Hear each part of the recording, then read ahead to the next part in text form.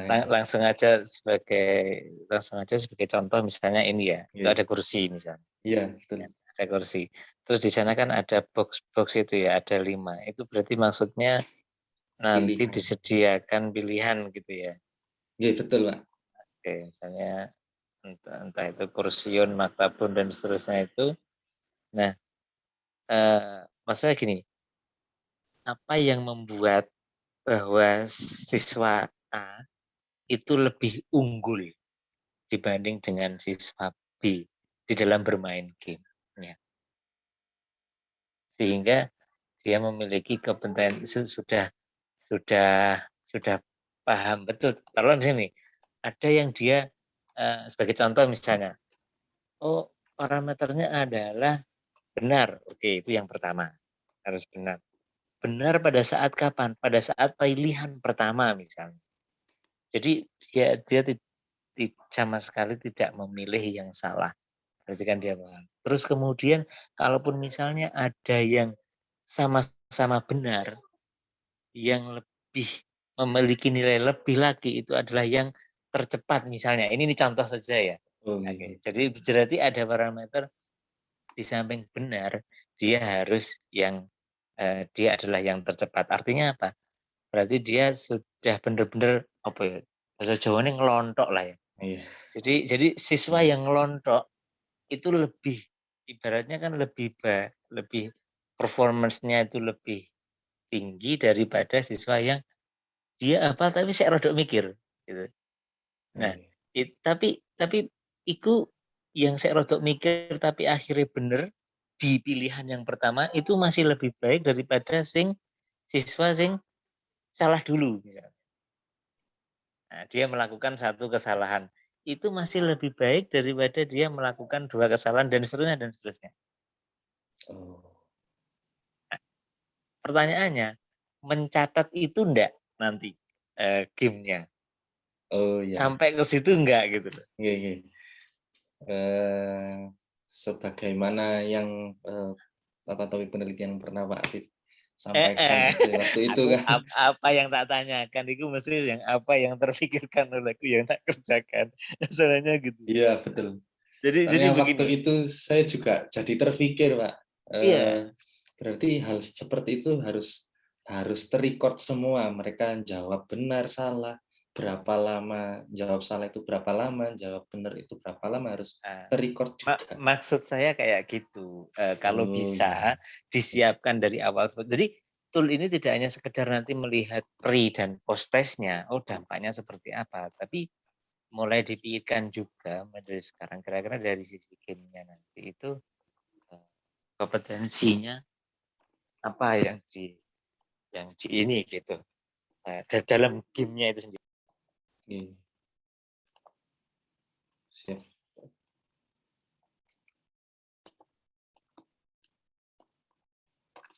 Oh, Oke, gitu ya? Itu maksud saya. Jadi, iya, siap. Siap. eee, kalau kemudian bisa dirancang dari awal itu, kayak kayak karena ini nggak tahu sih, menurut saya masih sebatas, memori gitu ya. Jadi belum melibatkan kalau kalau di yang aplikasi saya kan melibatkan pemahaman. Nah, kalau pemahaman itu nanti yang kaitannya dengan grammar dan seterusnya itu kayaknya kayaknya ke sana gitu ya, mana yang, subjek, predikat, objek dan seterusnya. Nah tapi ini kan masih level kalau menurut saya kan, apa ya, memori lah ya menghafal. Jadi ya, menurut saya tadi itu nggak tahu kalau nanti, Pak Heri punya ide lain yang yang selain yang saya sampaikan tadi untuk mengukur. Jadi untuk melihat kinerja gitu ya. Kinerja dari performance dari siswa di dalam bermain game-nya itu nanti seperti apa. Sebenarnya nanti arahnya arahnya kalau kalau mau menambahkan analisisnya di samping menganalisis tentang, signifikansi pretest dan post-test, sebenarnya nanti bisa juga dilihat, ada nggak sih, kaitannya, korelasi antara siswa sing cuwepet jawabe dengan skor yang didapatkan di akhir. Oh, Ya iya kan? iya. Artinya apakah berbanding lurus bahwa arek sing cepet jawabe, sing gak tahu salah, itu ternyata post-testnya juga hasilnya bagus. Misalnya kayak gitu. Atau sebaliknya, bermain game dia jago, performanya game jago, tapi begitu ngerjain soal, loh kok salah apa ya? Misalnya kayak gitu, kita nggak tahu. Iya kan? Maksud saya kalau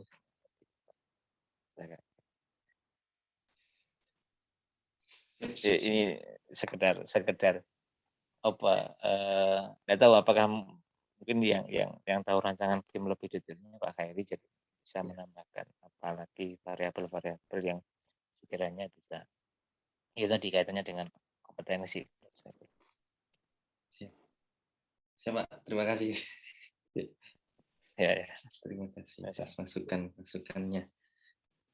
Iya, Pak. Iya, Pak Afif, memang teman-teman ini kan juga baru berpikir untuk mendesain penelitian.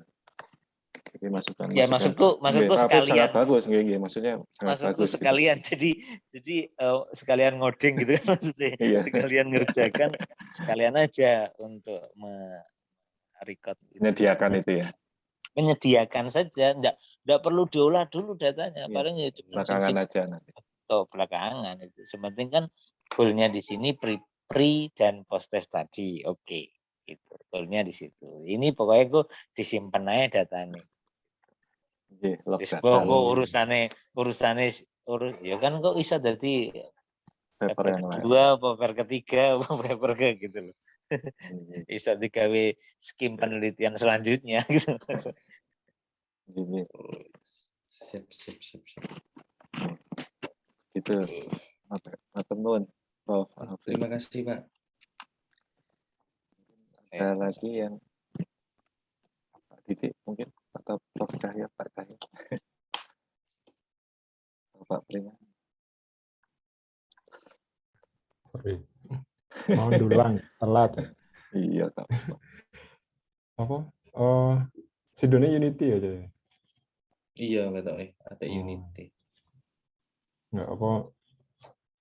Nah, sing kepikiran gue ya iku mau apa? Sing Pak Apip iku ya ngomong kan beberapa kali, Pak Bani juga ngomong beberapa kali masalah log iku. Iya. Cuma sing pengen tak takokno maneh balik iku Pak, apa? Lognya itu based on experience Pak Bani ya Mbak Pak Apip iku sing paling apa ya? Sing paling gampang diolah itu log sing koyo apa? Jadi data itu kan misal kayak punyanya Khoiri tadi kan ada 5 blok gitu kan ya. Nah itu dirupakan apa lognya itu sehingga misalnya nanti dilanjutkan ke penelitian next-nya itu ngolahnya enak. Apa dan apa saja. Ya kan? Kayak saya misal di kasusku yang mirip ambek Khoiri juga, itu nge-drag and drop gitu kan. Nge-drag and drop itu dia narik nggak sido, itu dicatat apa enggak? Misalnya ditarik ya, arek nggak yakin, balik. Itu tak catat apa enggak? Terus di drag, di deleh, dicatat deal apa enggak? Terus lek DM balik no maneh iku tak catat juga apa enggak? Ngono lho. Sejauh mana aku kudu nyatet ngono. Dan gimana cara nyatetnya? Kalau menurut saya per event driven aja. Jadi setiap kali ada event, Mas. Jadi misalnya ya, kayak tadi, kalau sudah meletak drag and drop ya, kalau memang benar-benar dia sudah meletakkan dengan state, kita ngomongin state itu kan kondisi. Kalau kondisi T itu berbeda dengan kondisi T plus 1, nah, itu dicatat. Jadi misalnya pas drag and drop naruh dan kondisinya itu udah berbeda dengan sebelumnya, maka catat. Tapi ketika kondisinya sama, berarti kan tidak ada perubahan apapun. Berarti kan enggak dicatat. Oke. Jadi perubahan sebenarnya. Delta, setiap kali ada proses perubahan yang terjadi, maka terjadi pencatatan di sana. Bisa. Jadi event driver nih masih event apa on misalnya on drag apa on drop apa on iki. Nah, disitulah nanti dilakukan. Ketane on drop ya, lele on drag kan isek ngedrag kok. Nah iya, itu Pak. Dia mau nge-drag itu dicatat atau enggak? Ini aku ya kepikiran juga, perlu enggak ya? Oh enggak usah. Kalau isek proses drag aja dan tidak terjadi perubahan. Jadi pada saat on drop itu tidak jadi perubahan, misalnya ngedrop itu balik maneh kan? Nah iya, balik maneh karena tidak nggak jadi, ya itu berarti tetap dianggap dia masih proses mikir. Nah, jadi waktunya itu tercatat masih kondisi yang sebelumnya dan itu masih dianggap kondisinya tidak berubah. Artinya pikiran nih itu tetap sama, maksudnya dia masih proses mikir, masih loading untuk mikir. Belum memutuskan sesuatu, belum memutuskan untuk meletakkan itu ke dalam sesuatu yang berbeda dengan sebelumnya. Jadi saya mikir, nah menurutku sih gitu. Jadi saya balik, jadi secara sistem tidak ada perubahan antara kondisi dengan kondisi sebelumnya. Kan dicatat ketika memang ada perubahan. Kalau waktu, tadi kan tersebutkan waktu juga ya. Waktu itu kita take total waktu untuk satu soal, atau total waktu untuk, atau kita catat juga, misalnya ada soal, pikiranku sih mikirnya dicatat tapi nggak ngerti caranya ya sih, dicatat misalkan ada satu keyword yang dia tuh agak nggak paham, otomatis kan dia mikirnya lebih suwe. Oke. Nah, apakah perlu tak catat juga antara satu blok dengan blok lain? Apa ya? Pengen angan-angannya pengen mengetahui, oh ini topik yang sulit yang tidak apa ya, sulit sehingga berdasarkan, oh aku bisa ngomong ini topik sulit karena mahasiswanya mikir dalam satu blok itu lebih lama daripada blok yang lain. Misalnya. Artinya kan disimpan per blok kan? Oh. Harus disimpan per blok. Kalau hanya per soal, itu nanti tidak ketahuan. Berarti blok ini ditaruh berapa detik sejak sebelumnya itu ya dicatat berarti Pak ya? Dicatat. Oh. Jadi kan gini, Mas. On drop tadi itu adalah proses menyimpan. Jangan disimpan lamanya loh ya. Disimpan timestamp-nya. Timestamp-nya. Oh ya, I see. Disimpan timestamp-nya. Nanti lamanya itu Lamanya tinggal dikurangi delta antara timestamp T+1 dikurangi T itu. Benar. Jadi kita tidak perlu mikir ini. Nggak usah mikir doang ya. Tidak usah disimpan durasinya, jangan. Tapi disimpan adalah waktu pada saat dia menaruh, melakukan event itu. Oke. Siap. Masalah durasi iso digoleki dengan dikurangi. Lek pengen goleki total sak soal ya berarti sampai event blok terakhir dikurangi sampai blok awal. Lek pengen per blok ya kan tarik ngurangi per event itu. Makanya satu soal itu pasti akan ada banyak data row, kan banyak data akan ada banyak record yang tersimpan di sana dengan masing-masing timestamp. Oke, siap. Direncanakan dulu.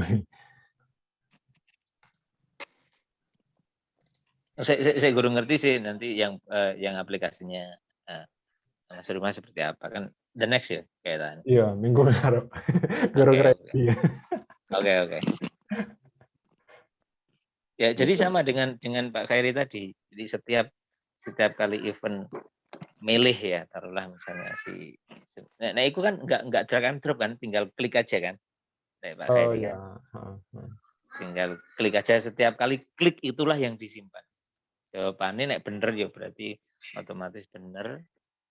Terus timestamp-nya kapan. Wah sih, simple. Ketaannya simple ya. Sementara ini simpel, nanti jangan sampai kayak Mas Aryo ya, banyak yang dicatat sampai jadi ya seperti Heeh, sampah lah, karena belum terolah. belum tahu.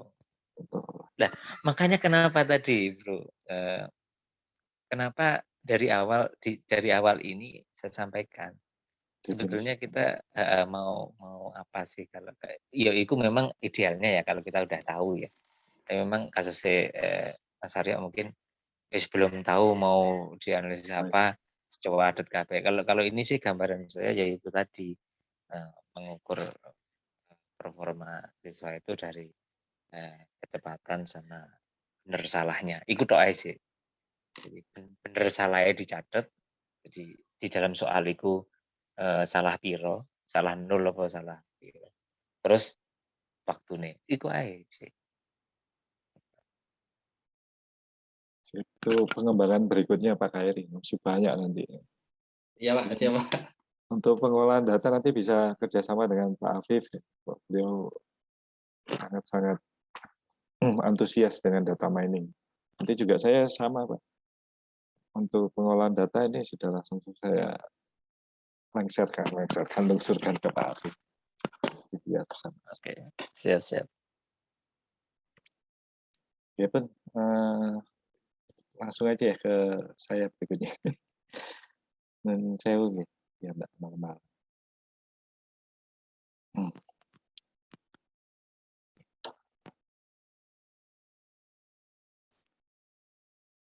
Share screen.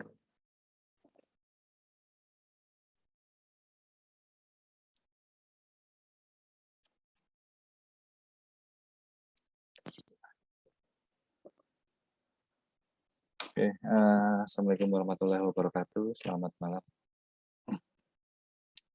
Di kesempatan kali ini saya ingin memperkenalkan riset saya secara garis besar ya, belum sampai ke detail. Jadi riset saya adalah mengenai aplikasi yang saya namakan sebagai ViatMap, yaitu Virtual Argumentasi Toolkit, untuk penggunaan di bahasa Inggris di materi Reading Comprehension, khususan kepada EFL atau negara penggunaan bahasa Inggris sebagai bahasa asing. Ini akan berbeda dengan yang ESL ya. ESL itu second language ya, berarti bahasa Inggris sebagai bahasa kedua seperti Singapura atau Malaysia. Jadi kita masuknya ke EFL. Dimulai dari bahasa Inggris adalah bahasa yang populer, yang diakui sebagai bahasa komunikasi yang paling luas di bidang pendidikan, teknologi, bisnis, diplomasi, sains, dan hampir segala bidang itu mulai dikuasai atau mulai banyak menggunakan bahasa Inggris untuk komunikasi antara satu negara dengan negara yang lain. Dan untuk meningkatkan daya saing nasional, karena kita akan menyambut pasar bebas, bukan menyambut ya sudah mulai pasar bebas, artinya nanti ada pekerja dari negara A bisa masuk Indonesia dan berikutnya, maka secara bertahap bahasa Inggris mau tidak mau akan menjadi bahasa yang dominan di banyak negara, khususnya di Asia. Tetapi saat ini bahasa Inggris dianggap sebagai sesuatu yang menyulitkan, sehingga dari banyak penelitian menunjukkan banyak sekali pembelajaran di bahasa Inggris itu yang mendapatkan hasil yang kurang memuaskan.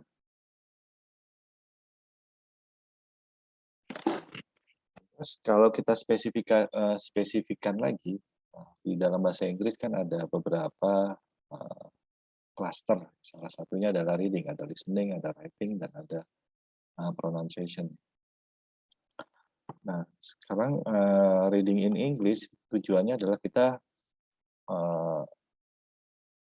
memperoleh pengetahuan maupun informasi. Karena suka tidak suka saat ini banyak sekali artikel-artikel yang ditulis menggunakan bahasa Inggris. Sehingga mau nggak mau untuk dapat pengetahuan itu kita harus mampu untuk membaca dalam bahasa Inggris.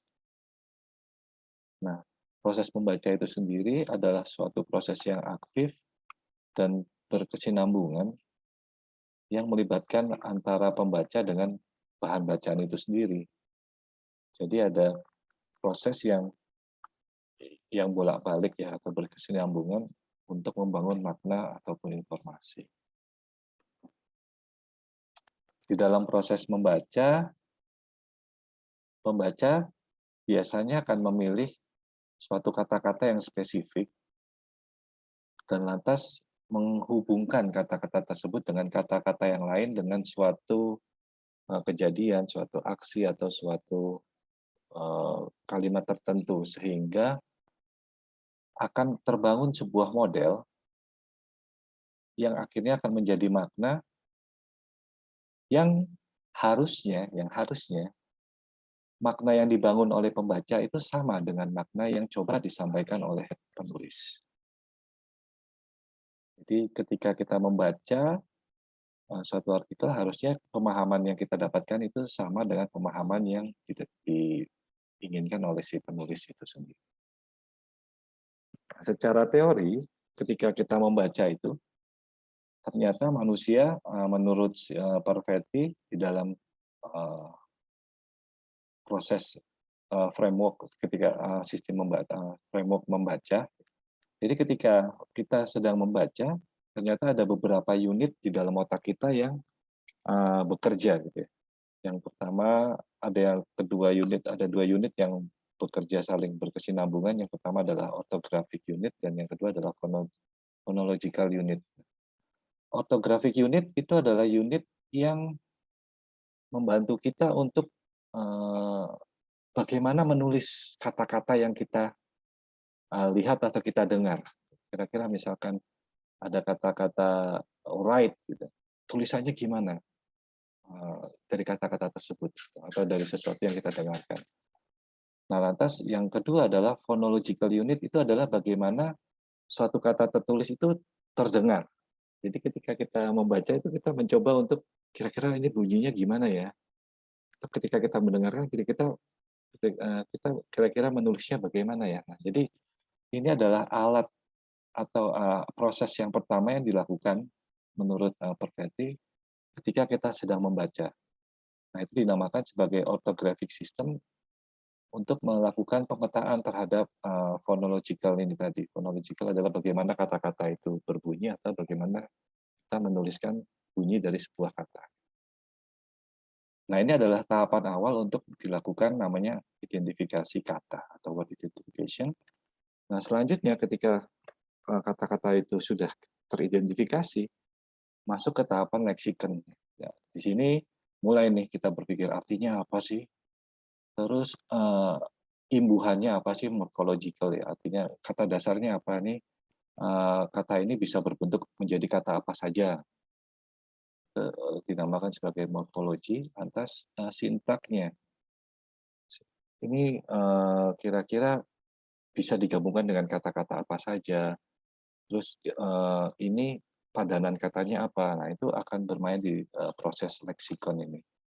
Nah, lantas ketika kita tahu, wah, kata ini memiliki artian ini, kata ini dapat berbentuk ini, lantas masuklah ke dalam tahapan yang berikutnya, yaitu adalah comprehension process. Nah, di comprehension process ini kita mulai menghubungkan, oh, kata ini ketika digabungkan dengan kata ini biasanya akan mengandung makna seperti ini. Dan kata ini ketika mendapatkan tambahan tertentu, misalkan menjadi negative word atau positive word atau passive word. Nah, inilah tahapan akhir kita membangun sebuah mental model, kalau dibilang ya, suatu bagaimana kita merepresentasikan tadi pemahaman terhadap kata-kata yang kita baca atau yang kita lihat. Atas dari bentuk pemahaman ini dikembalikan lagi untuk dipergunakan berikutnya, dan tentu saja ada yang dinamakan dengan general knowledge. Nah, general knowledge ini ternyata juga ada peranannya. General knowledge ini termasuk adalah pemahaman yang kita sudah pahami sebelumnya. Jadi pengalaman-pengalaman kita terhadap suatu tindakan atau suatu aksi yang mewakili kata-kata itu juga turut berperan di dalam proses membaca. Nah, tetapi ada permasalahan lagi nih. Tadi kan membaca secara umum ya, bukan hanya bahasa Inggris. Nah, tetapi ketika ada pembaca dari negara yang tidak berbahasa Inggris seperti di Indonesia, itu mengalami kesulitan yang lebih besar untuk memahami bacaan. Kenapa? Karena biasanya kita itu paham kata-kata secara terpisah. Jadi misalkan ada kalimat gitu, ada kalimat yang terdiri dari beberapa kata. Nah, ini kita paham nih kalimat ini, kata ini artinya apa, kata ini artinya apa, kata ini apa. Gitu. Tetapi ketika dia digabungkan menjadi suatu kalimat, itu pemahamannya biasanya akan berbeda. Dan itu menyebabkan gagal bagi mereka untuk memahami arti yang semestinya.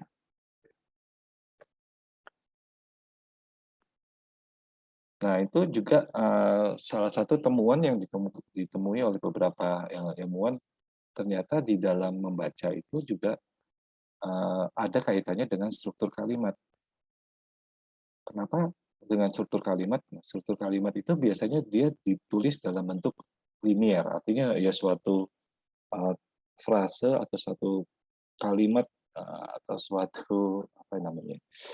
Ya suatu kalimat yang mungkin kadang-kadang tidak memiliki arti karena terlalu banyak kaitan-kaitan dan tanpa arahan yang baik untuk mengarahkan pembaca mengenal ini sebenarnya mau ngomong apa sih, atau ini sebenarnya mau bicara apa sih. Atau kalau di sini dia singkat sebagai logika teks. Jadi dalam satu kalimat ini sebenarnya pokoknya apa, atau yang ingin disampaikan apa. Nah ini yang sering membuat pembaca gagal karena terlalu banyak kata-kata yang diuntai tanpa ada arahan tertentu. Akhirnya menyebabkan siswa menjadi malas membaca teks karena mereka tidak tahu arti kalimat tersebut. Ada beberapa solusi yang ditawarkan, yaitu salah satunya kita mencoba mengubah suatu bacaan linear menjadi suatu representasi visual. Ini dalam beberapa penelitian, termasuk penelitian saya dan beberapa yang lain juga telah membuktikan bahwa dengan mengubah suatu bentuk teks menjadi suatu representasi visual itu dapat meningkatkan pemahaman membaca lebih baik. Karena prinsip dasar dari representasi visual atau strategi ini adalah mengubah suatu pernyataan linear menjadi suatu presentasi grafis yang non-linear. Artinya kita akan menghubungkan suatu kata-kata tertentu atau keyword atau kalimat-kalimat atau beberapa kata penting dan mencoba menghubungkannya dengan kata-kata yang lain. Dan kita mencoba untuk menyederhanakan bentuk tersebut menjadi sesuatu yang tidak linear atau yang tidak berurutan. Nah, salah satu bentuk yang menyajikan itu adalah Toulmin argumen.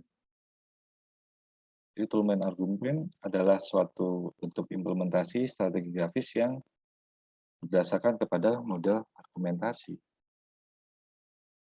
Nah, model argumentasi Toulmin itu memberikan keyakinan dan pengaruh kepada pembaca karena mencoba untuk memberikan logika serta alasan-alasan yang logis yang bisa memperkuat suatu kata terhadap kata yang lain dengan cara menghubungkan sesuatu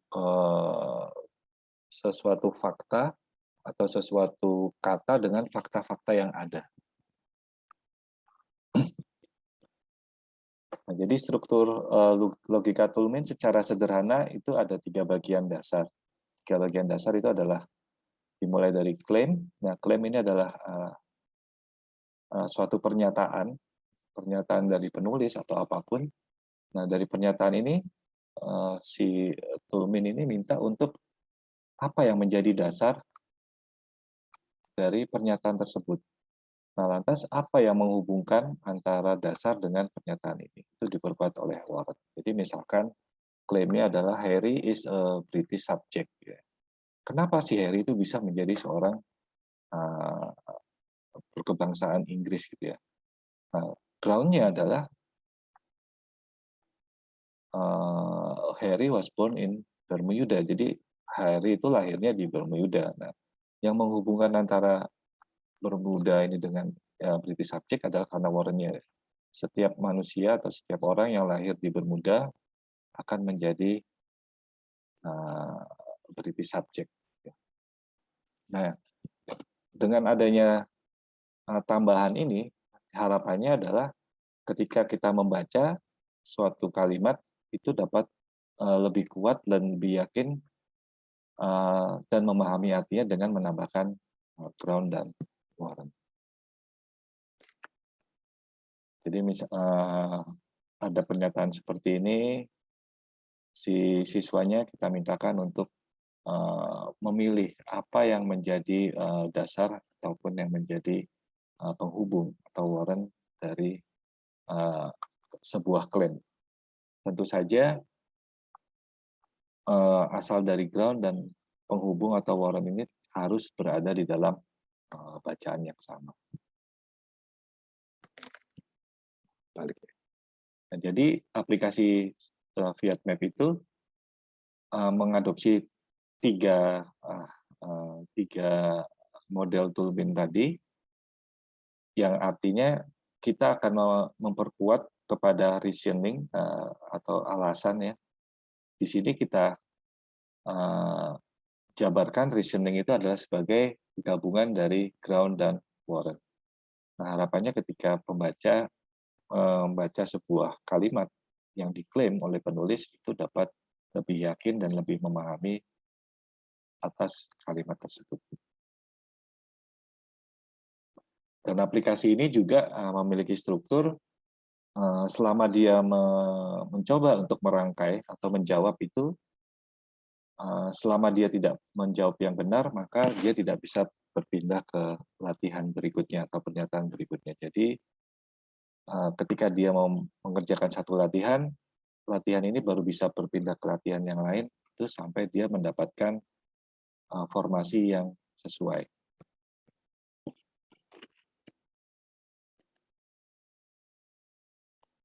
Nah, hipotesa yang kita coba bangun adalah dengan menggunakan aplikasi ini atau Vietmap itu dapat meningkatkan pemahaman bahasa Inggris di materi reading comprehension jika dibandingkan dengan yang menggunakan metode konvensional secara umum. Nah, konvensional di sini kita jabarkan sebagai metode menggaris bawah ya atau underlining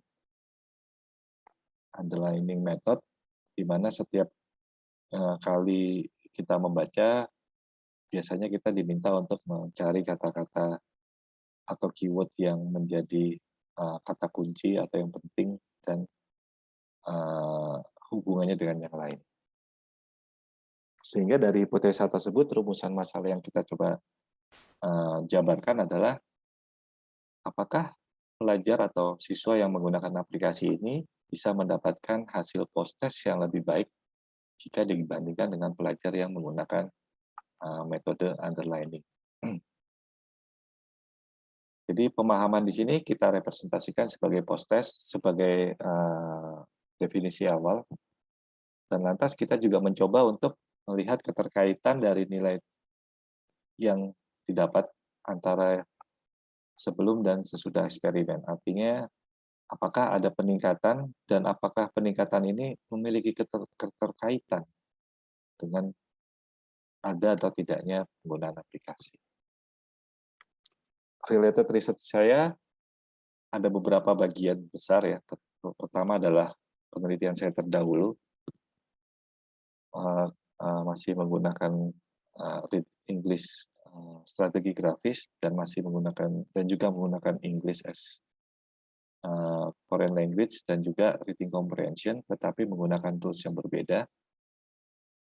Dan juga penelitian dari FT Hari juga menggunakan tools yang berbeda, serta dari McNamara yang menggunakan kesemuanya ini menggunakan strategi grafis untuk belajar bahasa Inggris. Sedangkan penelitian yang bawah ini, Agung, Tulmin, dan Wijaya ini adalah penggunaan dari atau implementasi dari Tulmin argumen di setiap penelitiannya, dan itu menjadi dasar kenapa saya mengambil penelitian ini.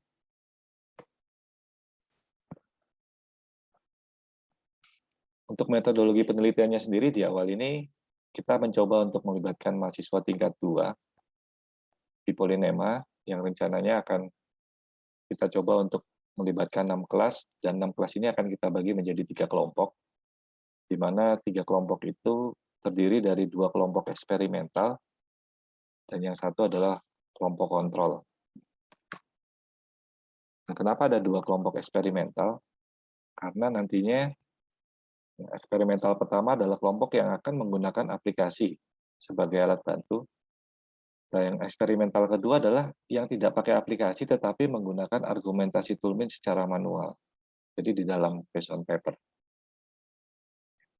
Saya ingin tahu apakah ada perbedaan antara toolmin yang menggunakan aplikasi dengan toolmin yang tanpa menggunakan aplikasi. Dan lantas dari keduanya ini nanti akan dibandingkan dengan kontrol yang menggunakan underlining method atau metode konvensional yang biasanya diajarkan oleh banyak guru-guru di kelas. Dan eksperimen ini juga akan dilaksanakan sebanyak 4 kali dengan menggunakan materi yang berbeda, dan kemungkinan juga akan memberikan level yang berbeda di setiap pertemuannya.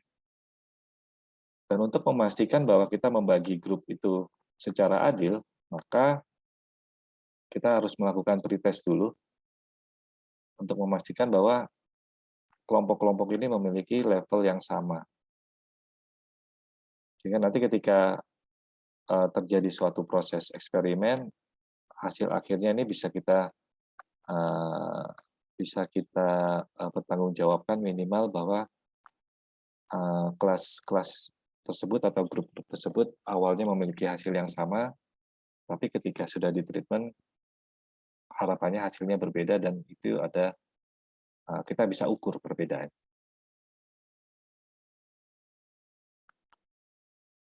Nah, desain eksperimennya akan seperti ini. Jadi setiap grup nanti akan melakukan pretest dulu di awal sebelum membaca ya. Sebelum membaca kita akan minta pretest, lantas kita minta membaca, dan selama membaca mereka bisa melakukan penggunaan dengan aplikasi, bisa menggunakan yang manual tadi, dan juga melakukan proses garis bawah. Selanjutnya setelah itu kita lakukan post-test untuk melihat perbedaan ini tadi, apakah dari pretest dengan post-test, apakah ada perbedaan, dan selanjutnya kita juga akan membandingkan masing-masing post-test, mana yang akan lebih baik. Nah, hipotesa awalnya adalah harusnya ini yang lebih baik, harusnya, tetapi kita belum lakukan. Nah, analisa yang akan kita lakukan untuk saat ini, kemungkinan besar kita akan pakai ANOVA. Kenapa pakai ANOVA? Karena ANOVA itu bisa membuat keterkaitan antara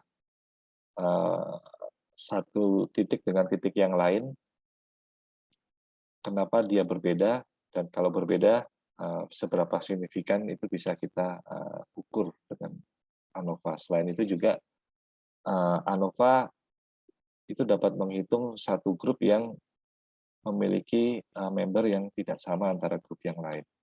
Berbeda dengan t-test yang harus memastikan untuk dapat maksimal,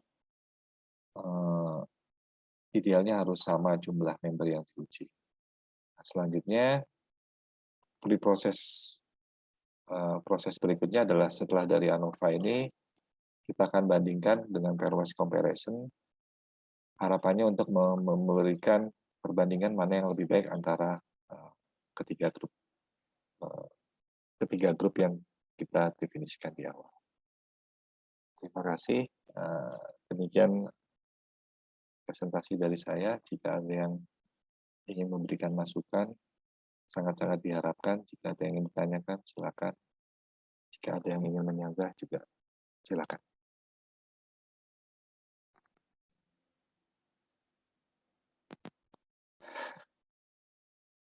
Cukup panjang ini presentasi saya.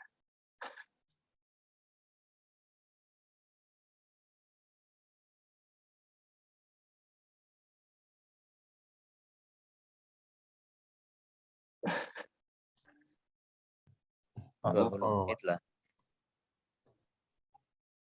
Halo, tes. Ya silakan, monggo. Iku Pak, apa? Sing aku agak ragu iku sing bagian iku Pak. Apa, pengujian nih. Mm-mm. Di nomor pengujian. Nah, itu Pak. Nah, itu Pak. Pembelajaran dengan aplikasi Vietmap berarti mahasiswanya di grup 1 itu belajar murni pakai Vietmap tok ya berarti Pak? Mm-mm. Tidak diajarkan yang lain, maksudnya tidak ada kalau apa kayak ada kasus misal cara membacanya atau gimana itu nggak diajarkan sama atau nggak sama sekali berarti memang wis langsung pakai aplikasi gitu aja.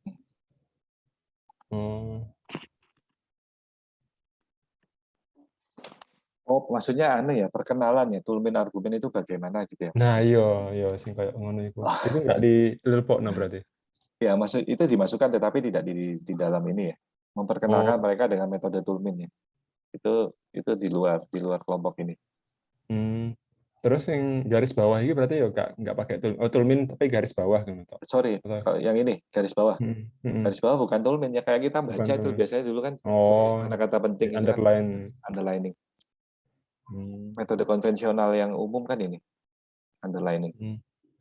Kalau misalkan ke konteks yang apa sing ngoding ngono Pak ya, itu ada modulnya kan. Mahasiswa ini kan jenenge mahasiswa baru ngono ya, baru mendapatkan materi itu, misalkan langsung tak bawa pakai aplikasi pembelajaran itu kan dia juga nggak punya basic ngono. Apa diajarkan dulu materi yang sama, terus satunya pakai aplikasi dipelajarin, satunya enggak, apa ya? Kalau Pak Didi kayaknya kemarin yang pakai bahasa pemrograman ya. Ini Pak Didi ya.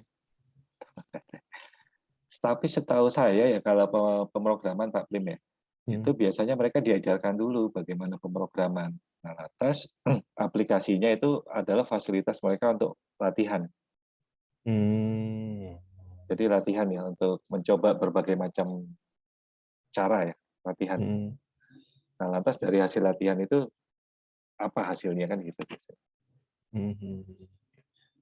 Latihan soal lah biasanya kalau. Iya. Kalau di konteks yang ini berarti belajar membacanya sudah diajarkan duluan berarti kan ya, Pak. Maksudnya bukan arek bahasa Inggrisan awal langsung dihajar kayak ini enggak berarti kan.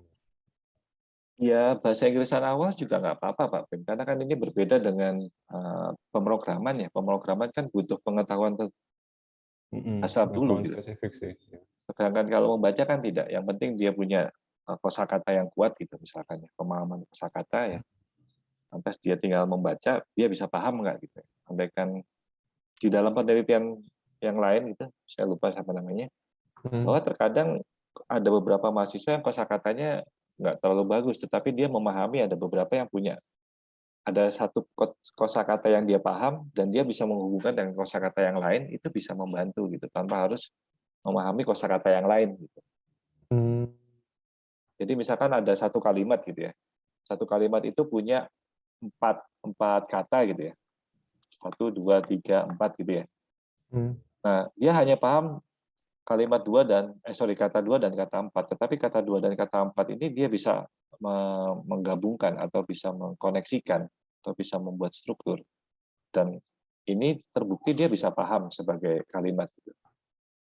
Maksudnya apalah paling enggak gitu. Misalkan grammarnya nggak tahu, misalkan ini did atau do atau segala macam itu dia nggak tahu bentuknya, tetapi dia paham bahwa ini ada kalimat ini dengan kata ini dengan kata ini itu ada hubungannya gitu.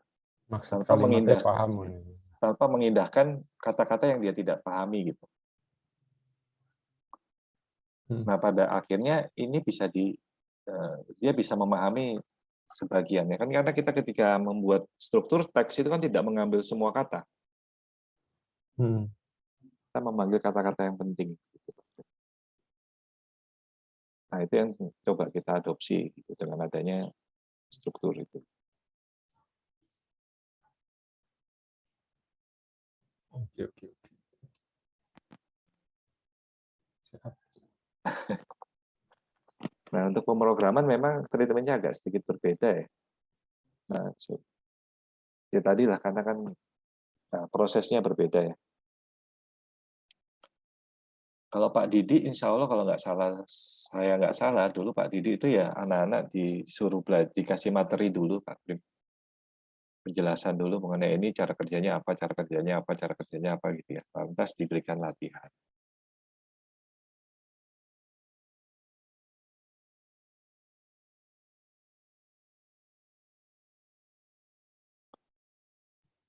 Oke.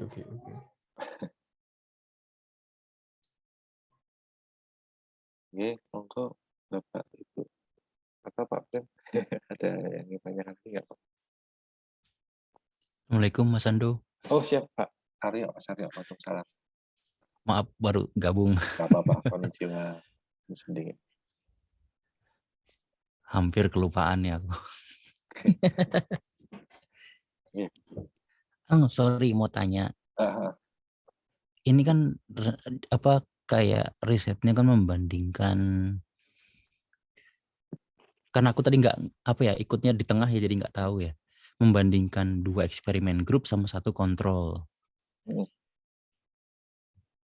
Kenapa kok mengangkat 2 eksperimen grup itu? Apa hipotesisnya? Ya kenapa kok pakai fiat map, sama kenapa kok membandingkannya juga dengan yang argumentasi Toulmin manual? Iya. Nah, Mas Aryo ya. Mm-hmm. Jadi alasannya kenapa? Ya karena hipotesanya adalah penggunaan aplikasi itu harusnya lebih baik. Hipotesa saya ya. Mm-hmm. Hipotesa yang saya bangun adalah dengan menggunakan aplikasi ini itu dapat memberikan pemahaman yang lebih baik dibandingkan yang tanpa aplikasi. Mm-hmm. Nah, tentu akan menjadi ada gap kalau saya juga tidak memfasilitasi Toulmin yang tanpa aplikasi. Nah, saya juga kepengen tahu nih, apakah benar aplikasi saya yang mempengaruhi atau karena saya metodenya itu sendiri yang sebenarnya sudah mempengaruhi. Asumsi dasar saya sih itu, Pak Aryo. Mm-hmm. Oke. Begini. Tadi mungkin juga nyambung dari pertanyaannya Mas Prima tadi. Kan gini ya, ketika ada mahasiswa atau siswa lagi belajar, katakanlah belajar English reading comprehension gitu ya, yang metode pembelajarannya masih primitif, seperti menggunakan metode garis bawah itu, underlining strategy, kan umumnya kan cuma sekedar nandain kan, kayak ngasih highlight gitu doang. Nah lalu kita punya alternatif lain nih gitu. Nah yang ku maksud itu kayak ada nggak sih faktor kebiasaan gitu? Karena kalau kita sudah terbiasa menggunakan metode primitif, sekalipun itu primitif gitu loh, kalau kita sudah nyaman, itu juga akan lebih mudah, justru akan lebih mudah paham daripada kalau kita pakai aplikasi. Itu kontra hipotesisnya lah ya istilahnya ya. Nah, gimana kalau ada kasus seperti itu gitu loh? Saya sudah nyaman nih dengan metode yang saya gunakan, walaupun itu jadul lah, istilahnya kuno. Nah, gimana Mas Ando kalau ada argumentasi seperti itu? Karena gini, saya jujur aja, ketika saya melakukan riset dengan kit build, konsep map gitu ya, konsep map biasa. Lalu ada orang biasa pakai mind map. Contohnya kasus di Indonesia. Di Indonesia itu orang-orang itu cenderung menggunakan mind map daripada konsep map, dan sudah terbiasa menggunakan mind map daripada konsep map, sehingga karena udah ngerasa nyaman gitu, dia jadi kayak aku lebih enak kayak gini aja daripada pakai yang lain gitu. Itu kan menjadi salah satu hal yang mungkin akan menghambat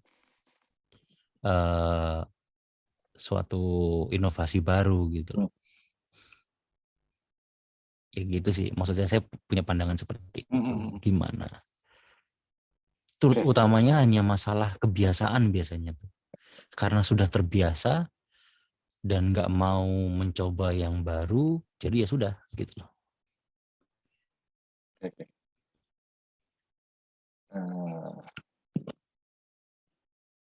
Baik, pertanyaan Mas Aryo sebenarnya juga sering terngiang-ngiang.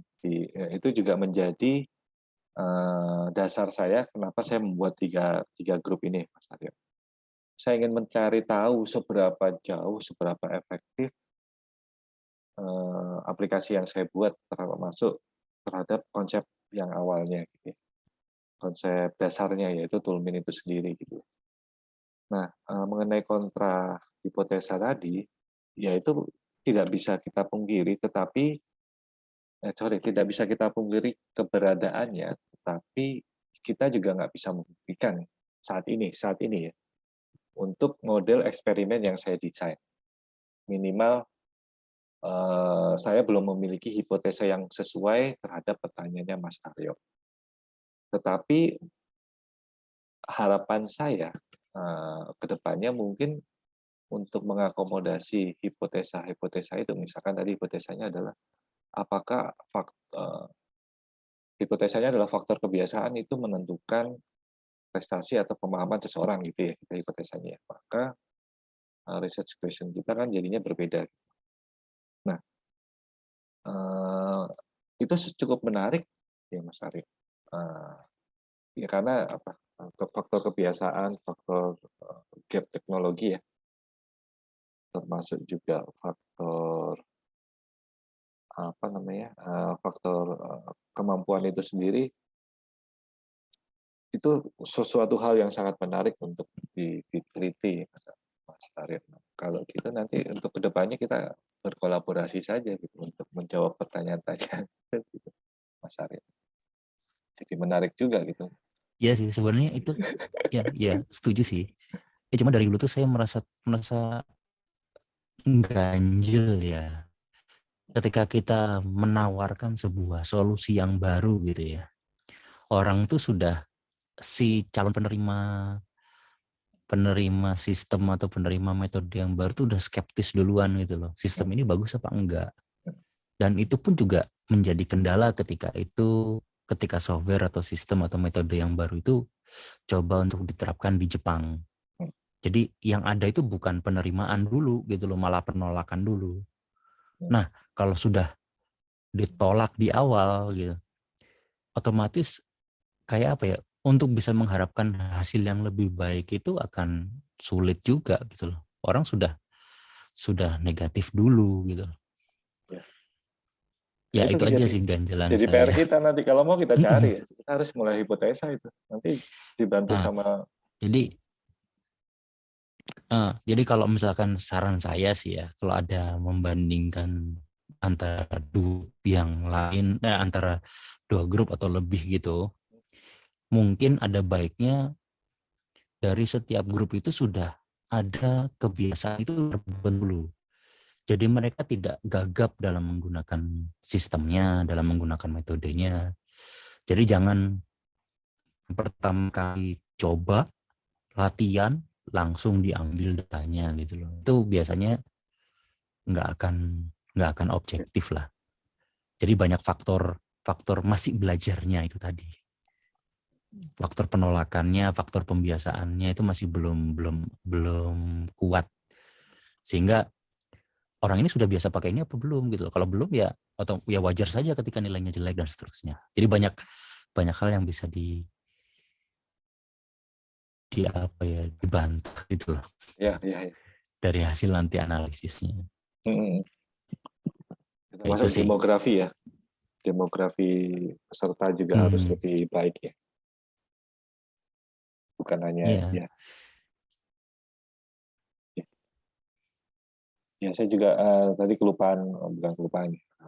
nggak kepikiran mengenai pelatihan gitu tadi, maksudnya training dulu lah untuk ini cara kerjanya bagaimana, atau ya membiasakan untuk melakukan hal yang baru dulu. Ya, jadi saran saya sih kalau bisa itu misalkan ada 3 grup seperti itu, mungkin perlu ada latihan sampai 2 atau 3 kali pertemuan baru kita bisa mengambil data yang memang dieksperimenkan gitu loh. Karena dari beberapa eksperimen yang saya lakukan di sini dan juga saya bantu rekan sesama mahasiswa doktoral di sini yang juga eksperimen. Jadi ketika ngambil data yang pertama, ngambil data yang kedua, ngambil data yang ketiga, itu ketika dianalisis itu ya nggak bagus gitu loh. Nggak ada bedanya. Nggak kelihatan apa yang kita cari. Dan baru kelihatan itu ketika pertemuan kelima, keenam, baru kelihatan. Karena ketika pertemuan ke-1, 2, 3, 4, mereka kayak masih ngeraba, nyoba, masih ngelihat apa, cari selanya istilahnya. Mana yang enak, mana yang enggak gitu. Baru nanti ketika kelihatan sudah terbiasanya, kita ambil datanya baru bisa kita bandingkan. Itu baru kelihatan biasanya. Seperti itu. Iya, masuk akal Pak Satrio. Terima kasih banyak masukan. Saya akan lakukan riset berikut. Ya, monggo Bapak Ibu yang lain.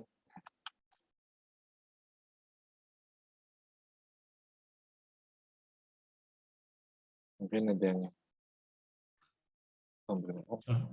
Assalamualaikum Mas Ando. Waalaikumsalam Pak Cahya. Alhamdulillah. Salam kenal teman-teman semua. Saya baru bergabung jadi newbie. Ya alhamdulillah diundang kemarin sama Mas Ando. Jadi kalau dilihat dari diskusinya ini sangat menarik karena ada feedback, ada presentation dan feedbacknya gitu. Dan saya masih baru dalam dunia pembelajaran ini, jadi masih belajar gitu. Cuman kalau saya lihat dari penelitian Mas Ando tadi dan feedback dari Pak Aryo itu ada sedikit yang bisa ditambahkan Mas Ando. Mungkin setelah si mahasiswa itu familiar gitu, sudah mencoba, Mas Ando sudah menganalisis datanya, bisa ditambahi satu parameter tambahan, namanya itu usability gitu. Yaitu si mahasiswa dibebaskan aja menggunakan semuanya gitu. Terus disuruh milih mana tool favoritnya gitu. Maka akan ketahuan gitu. Yang lebih disukai yang mana, yang ditinjau dari sisi apa. Misalnya ditinjau dari yang user friendly-nya atau ditinjau dari reliability-nya misalnya.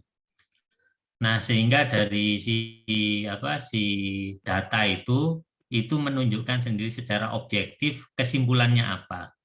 Jadi kita nggak repot-repot menganalisis, sudah ditunjukkan secara otomatis by data.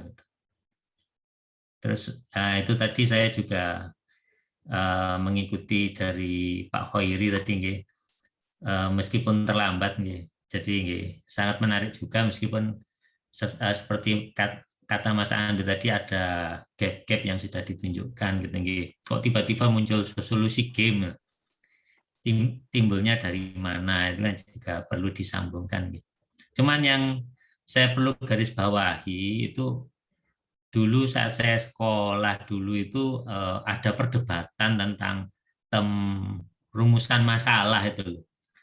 Soalnya kan masalah itu kan didefinisikan oleh kita itu sebagai gap antara harapan dan kenyataan, gitu. Gap harapan dan harapan manusia dan kenyataan yang kita temui itu kan itu fitrah gitu ya. Itu timbulnya dari Allah gitu. Jadi ada gitu, tidak perlu dirumuskan. Kalau kita rumuskan nanti akan jadi provokator gitu. Kalau peneliti itu kan merumuskan solusi gitu. Kalau masalah, kalau saya cari istilah bahasa Inggrisnya kan problem statement. Jadi pernyataan masalah atau kalau rumusannya rumusan pertanyaan penelitian, research question. Jadi apakah nggak lebih baik gitu kalau kita suarakan bersama bahwa kita bukan provokator gitu.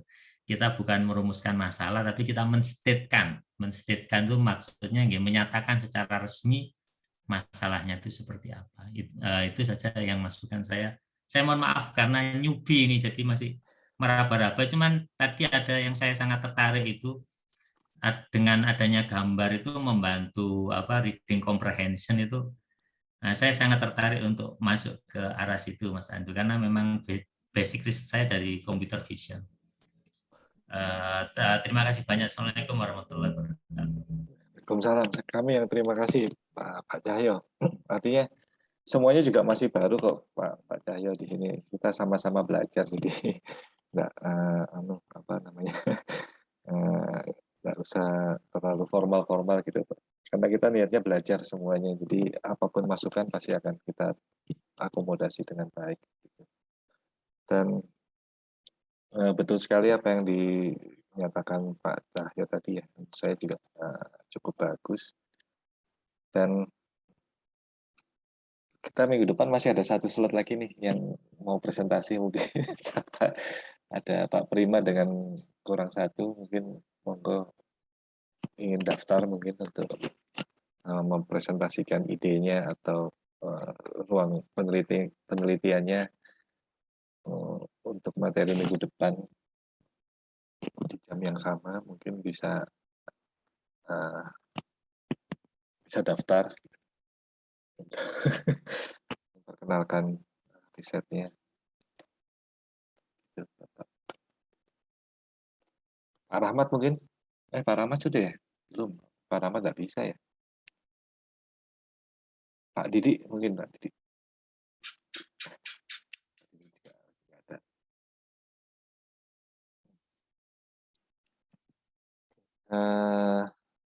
Mudah-mudahan Pak Cahyo bisa mungkin ada teman-teman dosen yang lain yang mungkin tertarik untuk sharing-sharing. Pak Cahyo, kita welcome sekali, dan harus pendidikan Pak Cahyo. Di sini semuanya bebas, apapun yang ada bentuk risetnya, yang penting kita bisa maju bersama, kita bisa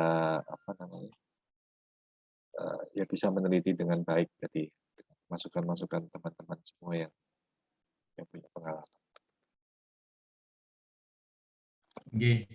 Mas Andu, insya Allah saya juga akan mencoba mempromot grup ini ke kawan-kawan di UIN Malang gitu. Alhamdulillah, ini Pak Didi ini dari UM, Pak Cahyo, Pak Mas Aryo ini dari UB, sekarang kebetulan lagi postdoc di Hiroshima, dan Mas Afif ini dari BRIN.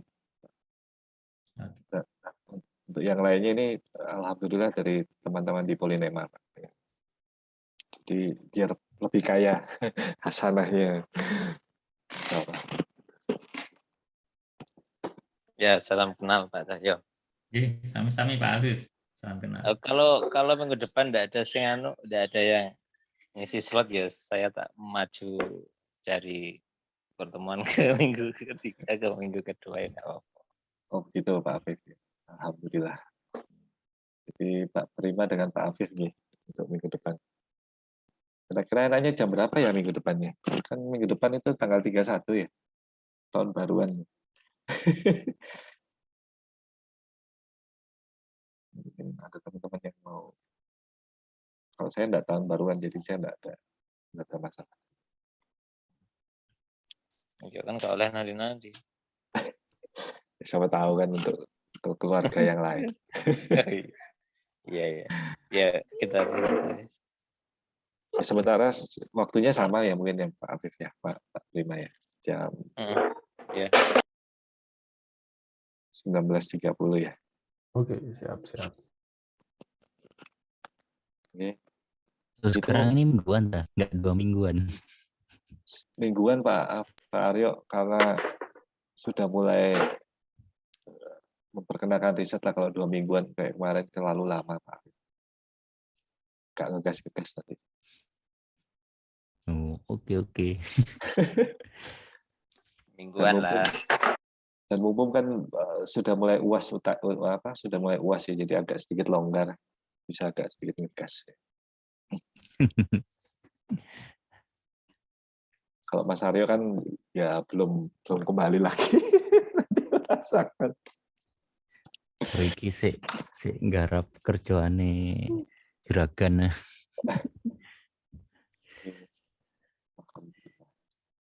Gitu.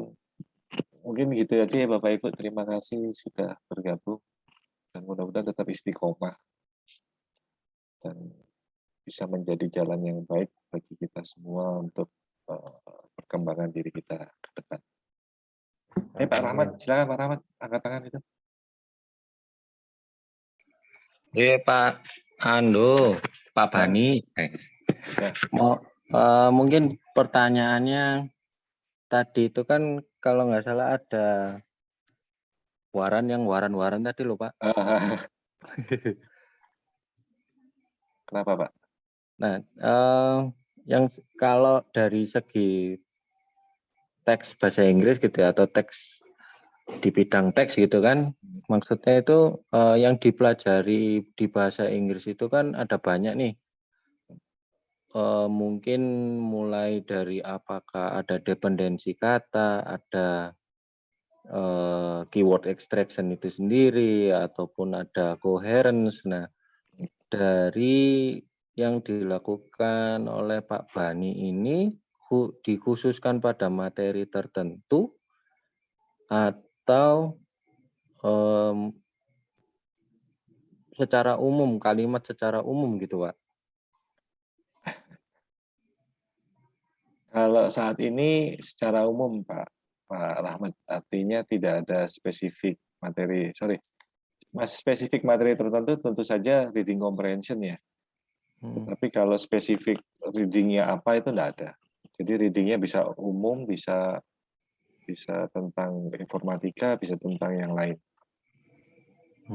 Nah, enggak, maksudnya kan dari sebuah kalimat itu biasanya adalah kalau dari reading itu kan yang dipelajari yang underlining tadi itu, maksud dari underlining itu kan untuk menentukan kedudukan kata di dalam kalimat ya, biasanya loh ya. Nah, apakah di penelitian Pak Ando juga memperhatikan hal itu atau langsung lempeng-lempeng aja masalah misalkan tadi kalau yang dari contohnya kan Bermuda adalah bagian dari British gitu kan. Nah, lalu ada keterangan bahwa British itu siapapun yang lahir di Bermuda akan menjadi British subject gitu kan. Nah, bukannya itu apa ya? Apakah itu termasuk pembelajaran bahasa Inggris tertentu? Maksud saya itu pengen tahu apakah spesifik di bab tertentu gitu Pak? Enggak ya? Enggak ada Pak. Oh. Jadi untuk Warren Claim sama Grounds ini ya, Rahmat, konsep dasarnya adalah ini semua ada di dalam teks atau ini semua ada di bahan bacaan. Tapi mungkin posisi ini itu tidak berada di dalam paragraf yang sama. Ya. Nah, ketika ada suatu pernyataan di dalam sebuah paragraf, gitu misalkan ini ya, klaimnya ini ya. Nah, bagaimana dia bisa memahami bahwa ini adalah benar? Atau bagaimana dia bisa memahami bahwa ini adalah sesuatu yang bisa saya pahami gitu. Maka saya harus kenapa sih Harry ini adalah orang Inggris gitu? Ya karena dasarnya adalah karena Harry lahirnya di Bermuda. Nah, terus kalau dia lahir di Bermuda kenapa? Oh ternyata ada pernyataan nih, ada Warren, setiap orang yang lahir di Bermuda itu pasti adalah orang Inggris. Maka pernyataan ini menjadi tepat, klaim ini menjadi tepat, atau klaim ini menjadi lebih meaningful. Kalau kita hilangkan ini, maka kata-kata ini menjadi multi tafsir ya. Berarti yang born in Bermuda itu disediakan gitu Pak? Bukan disediakan. Ini ada di dalam kalimat, Pak. Ada di dalam bahan bacaan. Jadi kita berusaha untuk mengekstrak dan mencari relasinya, merelasikan. Gitu. Oke, Pak. Gitu, Pak. Terima kasih Pak Pani. Kembali kasih.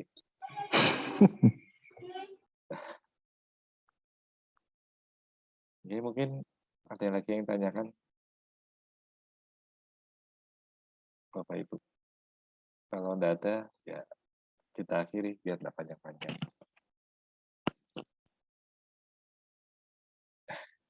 Ini pun kalau begitu, terima kasih. Semoga minggu depan tetap istiqomah dan bisa belajar lebih banyak lagi, dan ini memperbaiki kualitas kita sebagai manusia. Baik dari sisi apa-apa. Terima kasih. Assalamualaikum warahmatullahi wabarakatuh. Waalaikumsalam warahmatullahi wabarakatuh. Matur nuwun. Terima kasih. Lembur. Masya Allah. Masya Allah, durung mulai sakno. Luar biasa. Loh, mari ini ngrasakno Pak Anto. Avenger.